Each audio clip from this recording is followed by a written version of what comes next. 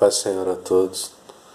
Nós vamos dar continuidade ao nosso estudo. Nós estamos falando ainda do Sermão do Monte e nós queremos falar sobre um assunto que Jesus também trata sobre ele dentro do sermão, que é oração.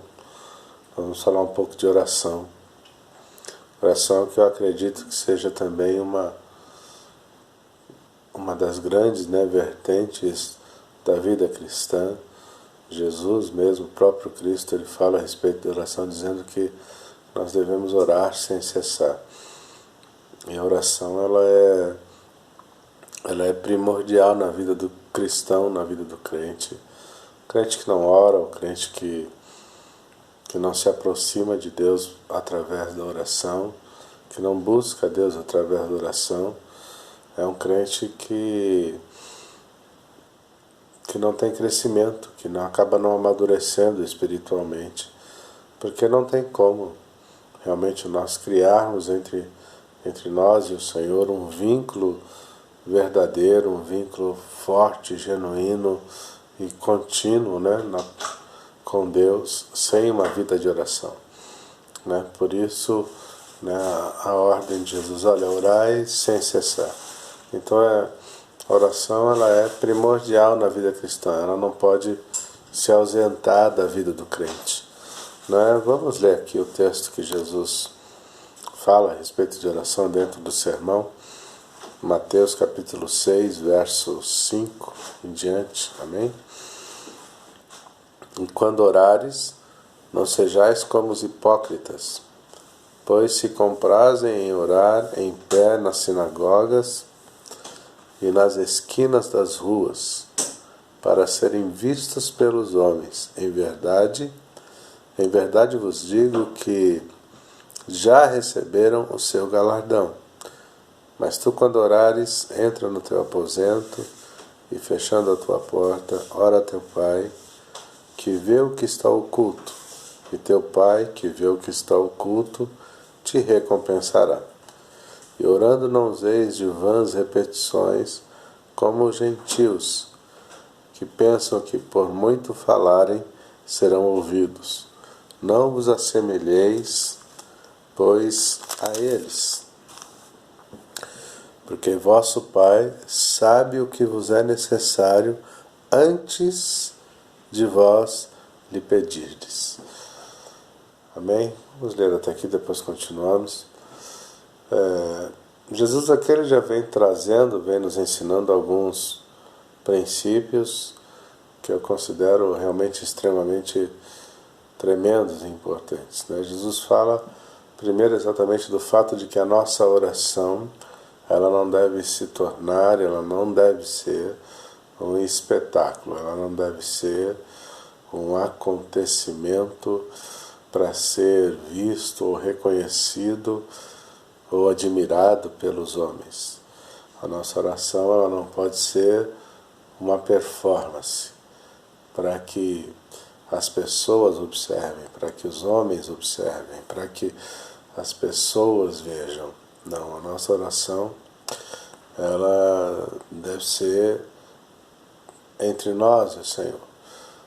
E esta era uma prática muito comum nos fariseus, que gostavam muito desse tipo de comportamento. Eles iam numa praça pública, ou então mesmo dentro da sinagoga, faziam orações altas, orações para que todos ouvissem, e com palavras muito bem elaboradas, com boas oratórias. Enfim, as suas orações elas realmente eram performances para chamar a atenção dos homens, mas elas de fato não chamavam a atenção de Deus. Elas de fato sequer eram recebidas por Deus. Eram orações que Deus considerava vãs, orações inúteis, orações que nunca alcançariam nenhum tipo de resultado diante do Senhor. E Jesus também fala aqui, dentro do que acabamos de ler, exatamente do fato da oração se tornar uma reza, uma repetição. Inclusive ele fala, olha, como os gentios têm o costume de fazer. Então, do que Jesus está falando aqui? Exatamente dessa prática que muitas vezes nós vemos em muitos segmentos religiosos, como as rezas, né, que são o quê?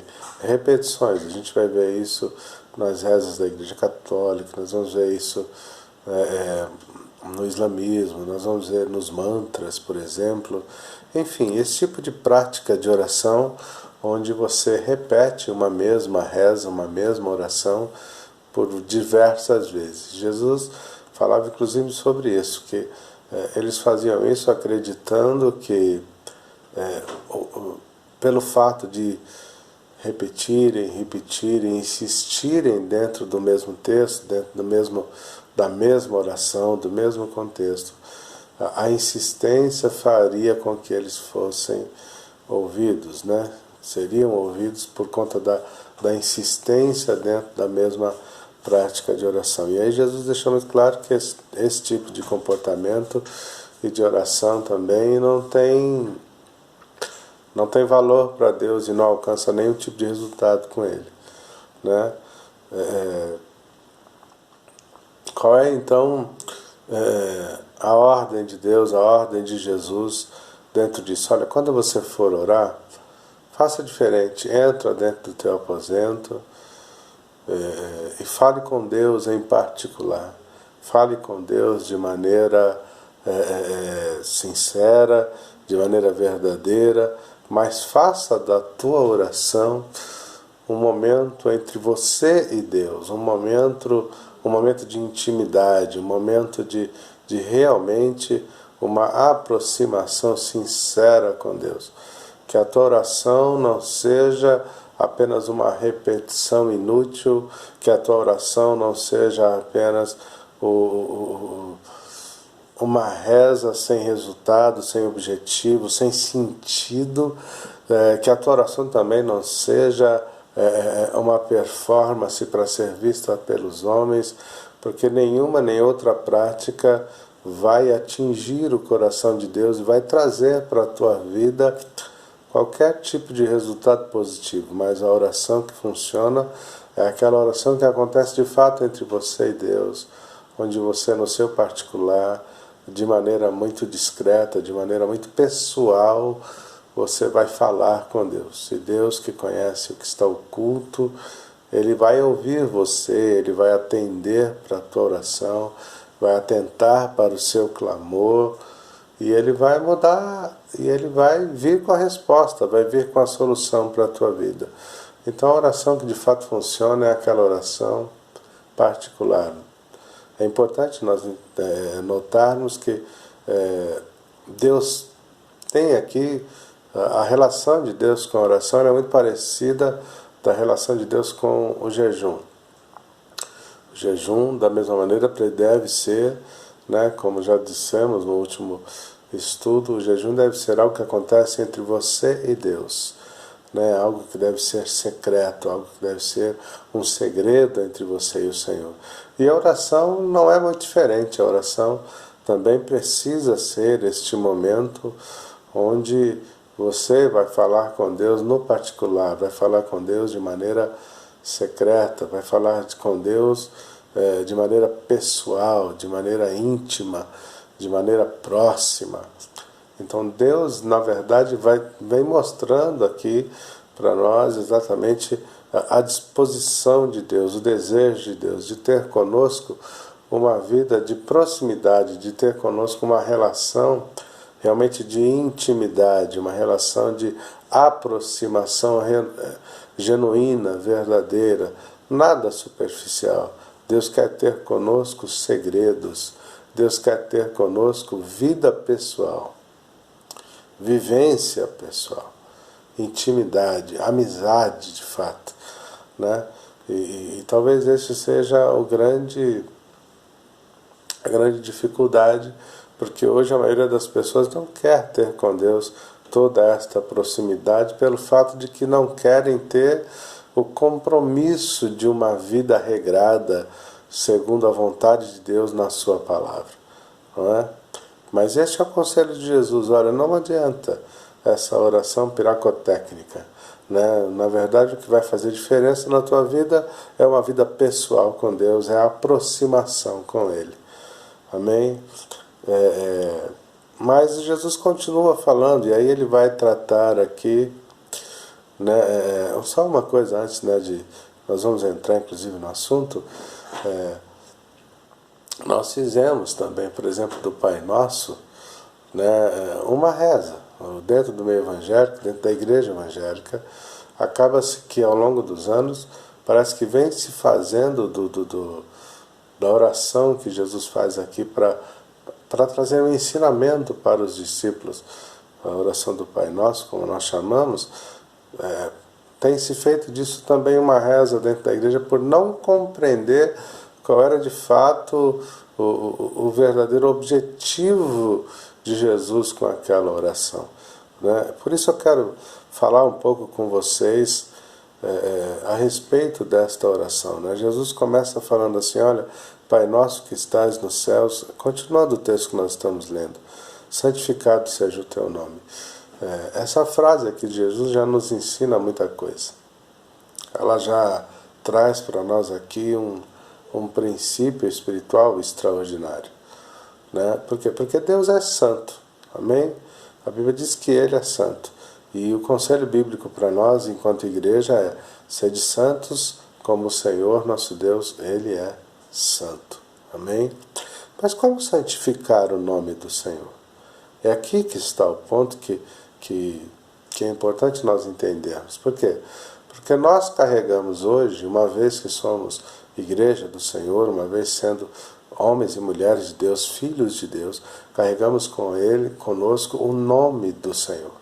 Assim como você, por exemplo, carrega o sobrenome da sua família, o sobrenome do seu pai, né, da sua mãe, nós carregamos conosco o nome do Senhor. E aí eu fico aqui, essa frase de Jesus, ela é extraordinária e ela me chama muito a atenção. Por quê? Porque Jesus está dizendo aqui que o nome do Senhor deve ser santificado. E como eu santifico o nome do Senhor? Com a minha vida, com o meu comportamento. E aí, o meu comportamento, ele pode tanto santificar, ele pode tanto honrar o nome do Senhor, a minha vida, a maneira como eu falo, como eu penso, como eu me comporto no meio da sociedade, como eu me comporto no meio da minha vizinhança, no meio da família, no meio da igreja, dentro da igreja, como eu me relaciono com as pessoas, como eu vivo a minha vida. Isso pode sim santificar o nome do Senhor. A minha vida ela pode ser um instrumento para a glorificação do nome do nosso Deus, mas também a nossa vida ela pode se tornar um motivo de escândalo para o Evangelho, ela pode se tornar vergonha para o Evangelho, ela pode trazer dano para o Evangelho, mas aí Jesus deixa muito claro aqui que o nome do Senhor ele deve ser santificado. E aí eu gostaria que você refletisse dentro desta verdade neste momento. A tua vida, o teu comportamento, quem você é, como você age, como você vive, como você se comporta, tudo o que você faz, tudo o que diz respeito a você, glorifica o nome do Senhor, engrandece o nome do nosso Deus, honra o nome do Senhor. Você, com a tua vida, tem santificado o nome que você carrega consigo mesmo, que é o nome do Senhor? Ou será que muitas vezes o nosso comportamento ele vem trazendo dano para o Evangelho, ele traz escândalo, ele traz vergonha, ele traz realmente aquilo que não edifica para a realidade do Evangelho? Este é um ponto que eu gostaria que você, em nome de Jesus, analisasse neste momento, porque foi nos dada a responsabilidade, sim, de carregar o nome do Senhor e, portanto, santificá-lo todos os dias. Amém? Jesus continua dizendo: olha, venha o teu reino e seja feita a tua vontade, tanto na terra como no céu. Venha o teu reino. Isso aqui também vai nos ensinar um princípio e uma verdade tremenda. O reino, o poder, tudo está nas mãos do Senhor. Ele é o Deus soberano. Ele é aquele que tem o poder, é aquele que tem a última palavra, é aquele que tem realmente a autoridade sobre todas as coisas. E nós vemos o tempo todo dentro da igreja, exatamente dentro da vida cristã, a maioria muitas pessoas, melhor dizendo, tem muita dificuldade de entender a soberania de Deus, o poder de Deus. E muitas vezes nós, por conta dessa dificuldade de entender a soberania de Deus, nós não aceitamos o reino dele. E dentro deste ponto eu quero chamar a sua atenção para algo muito sério. Muitos de nós dentro do Evangelho hoje tem, por exemplo, a Bíblia, a Palavra de Deus, como uma possibilidade no que diz respeito a ponderarmos. Por exemplo, tá? Eu vou dar um exemplo aqui. Nós vamos tomar uma decisão nas nossas vidas com relação a qualquer assunto, seja ele familiar, profissional, enfim, né, até mesmo ministerialmente falando. E nós vamos tomar uma decisão a respeito da nossa vida. E quando nós vamos para a Bíblia, quando nós vamos procurar orientação na palavra do Senhor, a maioria das pessoas hoje trata a Bíblia como uma das possibilidades. Quando na verdade a Bíblia tem que ser, a minha relação com a Bíblia, ela deve ser de entender a palavra do Senhor como verdade absoluta e não uma possibilidade. A Bíblia não é algo que eu vou consultar para que eu pondere e observando a Bíblia, eu coloque a Bíblia também como uma das possibilidades. Não, isso aqui é uma das alternativas que eu vou usar para tomar a decisão da minha vida. Não, a Bíblia é a verdade de Deus. A Bíblia é a palavra do Senhor, inspirada para nos orientar e nos direcionar. Ela é a verdade absoluta do Senhor que precisa ser observada e precisa ser vivida com intensidade. Venha o teu reino, e seja feita a tua vontade, tanto na terra como no céu. A vontade de Deus é que deve prevalecer. Não só aqui, mas também no céu, em todo lugar, porque Ele é o Deus Todo-Poderoso e Ele é o soberano do universo.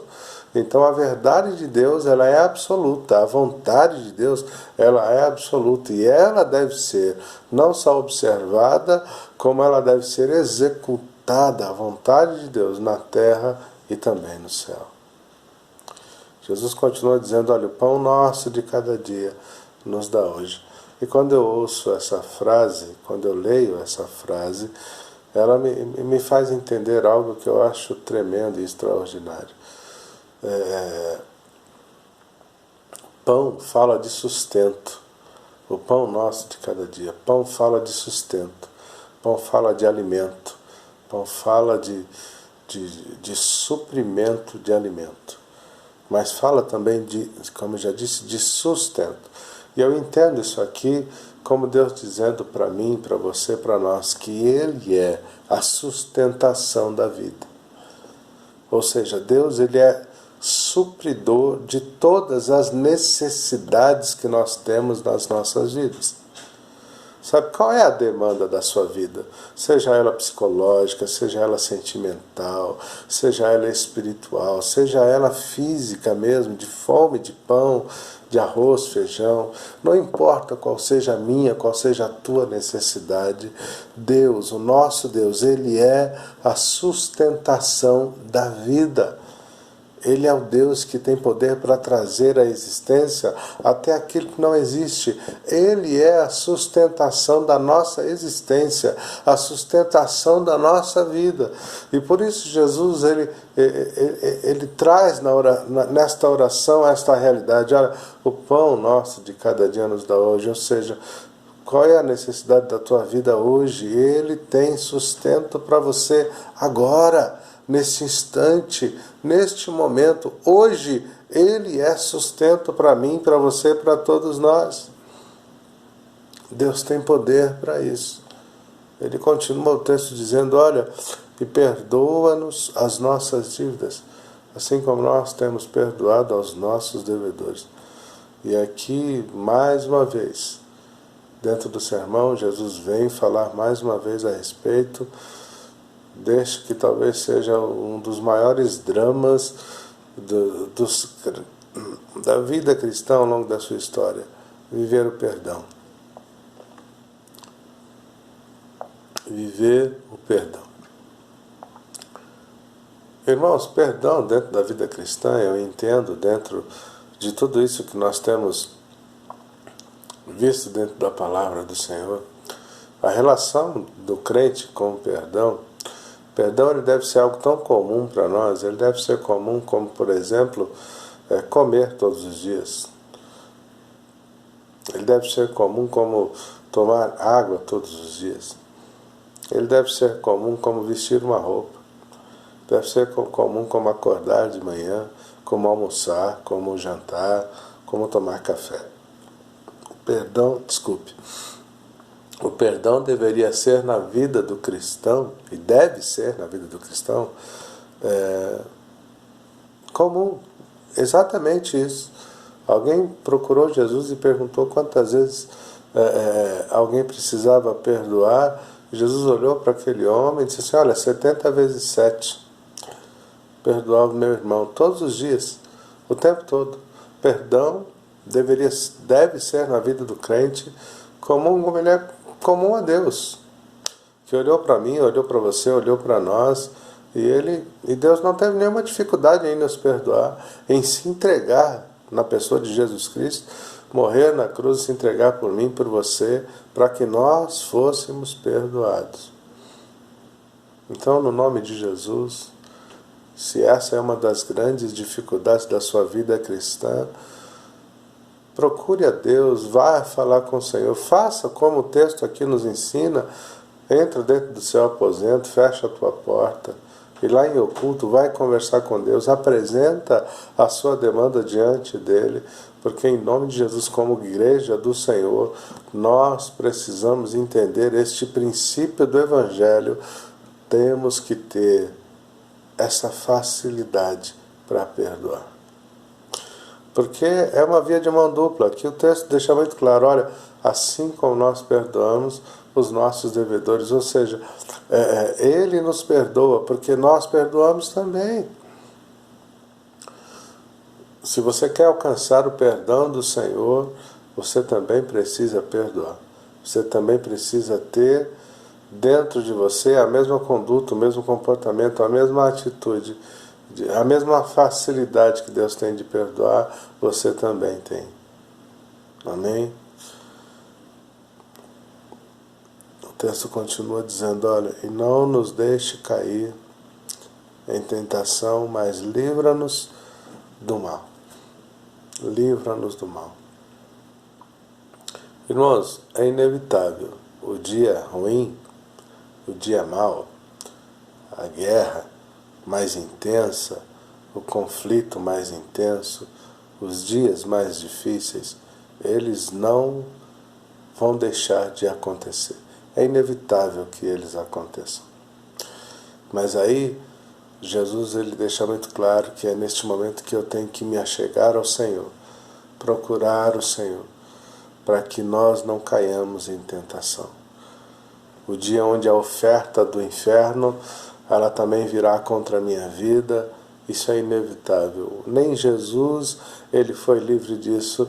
Nós vamos encontrar Jesus lá depois de um jejum de 40 dias. Olha, preste atenção nisso. Depois de um jejum de 40 dias e 40 noites. Ou seja, Jesus estava diante de Deus, orando, clamando, se consagrando. E depois de todo esse período, não pense você que o diabo correu e ficou amedrontado e ficou com medo. A Bíblia diz que ele foi tentado pelo diabo. E muitos crentes têm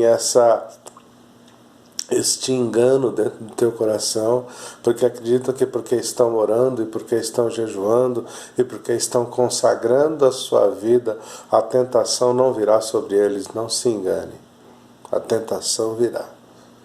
a guerra acontecerá. O teu inimigo virá contra você e ele vai tentar tirar você da posição, tirar você do foco.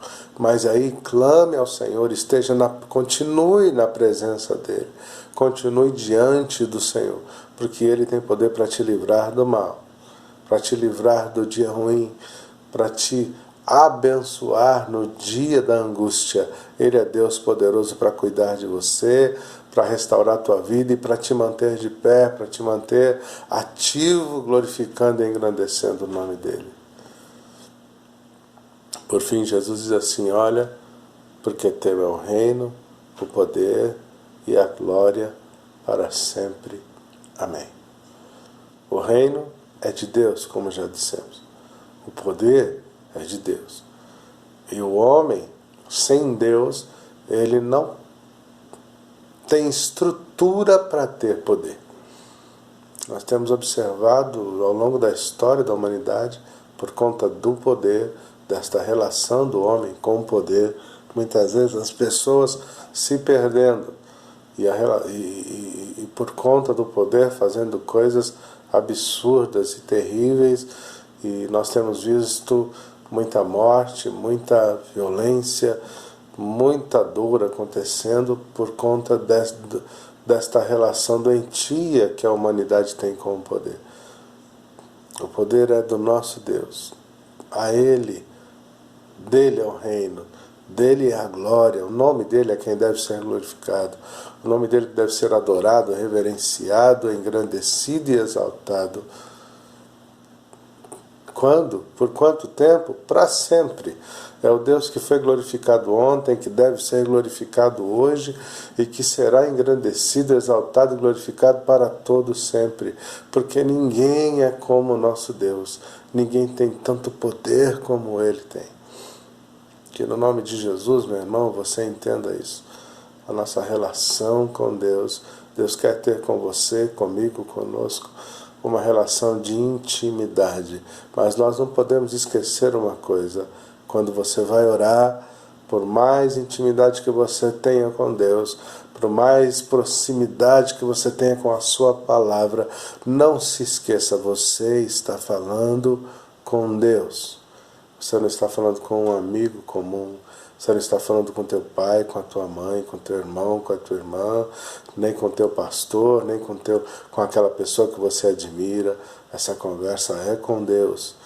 Então referencie-o como seu Senhor, como Deus da tua vida, que também vai agir como teu amigo, como teu auxílio, como teu amparo, como socorro presente na hora da angústia. Ele é tudo isso, mas Ele é acima de qualquer coisa Deus, Senhor, soberano, poderoso, digno de honra, digno de glória, digno de adoração, digno de reverência, a Ele todo temor, a Ele todo temor.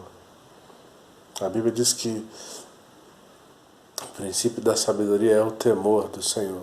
Então, quando você for se dirigir a Deus, entenda e reconheça quem você é e quem Ele é. E se você tiver bem claro diante de você este parâmetro, eu tenho certeza que você vai se chegar a Ele com entendimento e a sua vida vai glorificar o nome do Senhor, e a presença de Deus em você será bênção, será cura, será restauração, será realmente manifestações de um Deus de graça, de poder, de misericórdia, te guardando, te abençoando, transformando o seu dia a dia, te tornando um homem, uma mulher, um crente abençoado para a glória do Senhor. Amém? Que Deus abençoe você.